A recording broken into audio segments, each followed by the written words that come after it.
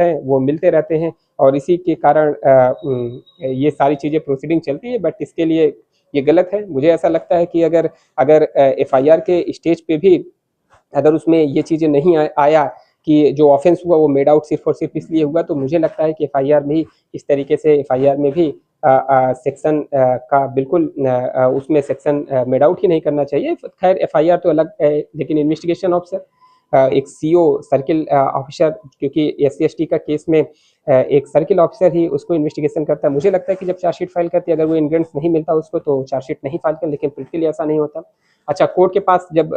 Court cognizance भी लेती है, कोर्ट देखती है, तो चार्ज के स्टेज पे एक्चुअली कोर्ट के पास कॉग्निजेंस स्टेज और चार्ज के स्टेज पे कोर्ट को बहुत ज़्यादा कोर्ट को कंसिडर नहीं करना होता। जो मटेरियल प्रोसिक्यूशन ने दिया है उसी पे उसको रिलाई करना होता है। तो ज़्यादा चीज़ें कोर्ट अपना डिस्क्रिप्शन नहीं रख पाती है, तो प्रैक्टिकली चार्ज फ्रेम कर देती है, लेकिन बाद में एक्विटल कर दी। लेकिन इस बीच में जो सबसे ज़्यादा जो मशीनरी का जो मिसयूज़ हुआ, लोगों को एक अच्छा कंपनसेशन स्टेट गवर्नमेंट ने दिया और वो कंपनसेशन एक्चुअली बिल्कुल ये चीज़ें, और इसी के कारण से सबसे ज़्यादा मिसयूज़ भी इसी लॉ का हुआ। मैं ये नहीं कह रहा हूँ कि मेरा ये मानना बिल्कुल भी नहीं है कि एससी/एसटी कम्युनिटी के साथ अगर कोई ऑफेंस हुआ